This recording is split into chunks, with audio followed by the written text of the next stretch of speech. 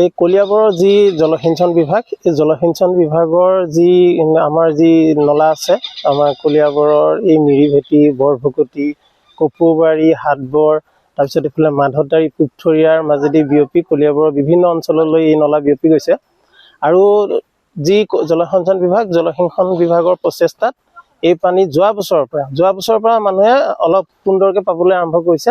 যোৱা বছৰ পুথৰীয়া, মাধৱদাৰী, এইফালে দলগাঁও, গাড়ীগুৰিলৈকে যোৱাবাৰ এই পানী বিয়পি গৈছিল। আৰু এই বছৰো আমাৰ জলসিঞ্চন বিভাগে এই পানী বিস্তীৰ্ণ দূৰলৈ নিবৰ বাবে প্ৰয়াস কৰিছে। আৰু যিহেতু মানে এইটো নলাটো পুৰণি হৈ গৈছে, ইয়াত অলপ ধৰক অসুবিধাও আহে। সেইখিনি অসুবিধা নেওচি তেখেতসকলে দিনক দিনে কেনেকৈ মাথাউৰিটো ধৰক ক'ৰবাত বেয়া হৈ যায়, ক'ৰবাত এন্দুৰৰ গাঁত আছে, তেনেকুৱাত ধৰক পানীটো লিকেজ হয়, গতিকে অসুবিধাৰ সন্মুখীন হয়। আৰু সেই অসুবিধাসমূহ দূৰ কৰি আমাৰ যি কৃষক ৰাইজ, এই কৃষক ৰাইজৰ কাৰণে তেখেতসকলে এই যি ব্ৰহ্মপুত্ৰৰ পানী, এই পানীটো দিয়াৰ জলসিঞ্চনৰ মাধ্যমেৰে ব্যৱস্থা কৰি আহিছে। আৰু এইবছৰো তেখেতসকলে এই প্ৰয়াস প্ৰসাৰী কৰি সুন্দৰ এক ইয়াত বাতাবৰণৰ সৃষ্টি কৰিবলৈ বিচাৰিছে। আৰু তাৰ কাৰণে আমি তেখেতসকলক ধন্যবাদ জ্ঞাপন কৰিছোঁ। আৰু কৃষক ৰাইজেও এইবাৰ পানী যি সময়ত পাইছে, তাৰ বাবে কৃষক ৰাইজৰ তৰফৰ পৰা আমি তেখেতক ধন্যবাদ জ্ঞাপন কৰিছোঁ। কলিয়াবৰৰ পানী গৈছে।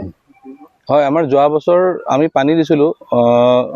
আগতেতো সীমিত সংখ্যক পানী আছিল। এইবাৰ যোৱা বছৰ আমি বহুত নতুন নতুন জেগাত পানী দিছিলোঁ। আৰু এইবাৰ আমি নতুনকৈ মাউতগাঁও, চামধৰা, খেনচোৱা এইখিনি গাঁও আমি ৰেডি কৰিছোঁ কেনেলটো। আৰু পৰীক্ষণমূলকভাৱে দিছিলোঁ পানী, কিন্তু মাজতে দিওঁতে কি হ'ল, অকণমান পুৰণা কেনেল, আগৰ যিখিনি আছিলে পুৰণা কেনেল আছিলে, ভাঙাৰ কাৰণে কাইলৈ আমি ৰিপেয়াৰিং কৰিম। ৰিপেয়াৰিং কৰাৰ পিছত পৰহিলৈ আকৌ এবাৰ পৰীক্ষণমূলক পানী দিম বুলি ভাবিছোঁ। সেইটো দিলে আমি অকণমান মনটো ভাল লাগিব, ছাকচেছ হৈছোঁ বুলি ভাবিম। আৰু এতিয়া বৰ্তমান পানী পাই আছে, কিন্তু যিহেতু পানী যিখিনি দেখিছে, পানী আমাৰ 3 ঘণ্টা আজি ব্ৰেক হৈছিলে, মানে লিকেজ হৈছিলে, অলপ লিকেজ হোৱাৰ কাৰণে আমি ৰখাবলগীয়া হৈছিলে। আজি এইখিনি সময়ত বহুত জেগাত পাব লাগিছে, কিন্তু ৰাতিলৈ পাবগৈ, এইটো পাব বুলি আশা কৰিছোঁ। কিমান কৃষক ৰাইজ উপকৃত হয়, এইবাৰ ৰাইজৰ এবাৰ মানে বিচাৰিছিল পানী দিবৰ কাৰণে, আমাক কৈছিলে জলসিঞ্চন যিটো আমাৰ জয়সাগৰ ডিষ্ট্ৰিবিউশ্যন কেনেল, এইটো অকণ মানে নতুন কৰিব লাগে, পানী পোৱা নাই বহুত বছৰ, তেওঁলোকে 40 বছৰ 45 বছৰ পানী পোৱা নাছিলে। এইবাৰ আমি কেনেলটো আমি ৰিচেকশ্যনিং কৰা হৈছিলে, বেড লেভেলটো আমি মেইনটেইন কৰিছোঁ এইবাৰ শ্লপটো। আৰু আমি পানী দিছিলোঁ, পানীটোতে কি হৈছিলে, পুৰণা কেনেল আছিলে যোনখিনি, তাত অকণমান এই আগৰ এন্দুৰৰ গাঁত চাত থাকে, এইবিলাকৰ কাৰণে কেনেলটো ভাঙিছে। সেইটো আমি কাইলৈ JCB লাগিব, তাত ৰিপেয়াৰিং কৰিম, JCB মানুহ লাগিব। আৰু পৰহিলৈ এবাৰ পৰীক্ষণমূলক দিম, সেইটো হ'লে আমি ছাকচেছ হৈছোঁ বুলি ভাবিম। খৰালিত এইবাৰতো ব্ৰহ্মপুত্ৰ পানী আহি গৈছে হাতীমৰা বাৰ্জত, আৰু আমি খৰালিত দিব পাৰিম বুলি আমি আশা কৰি আছোঁ।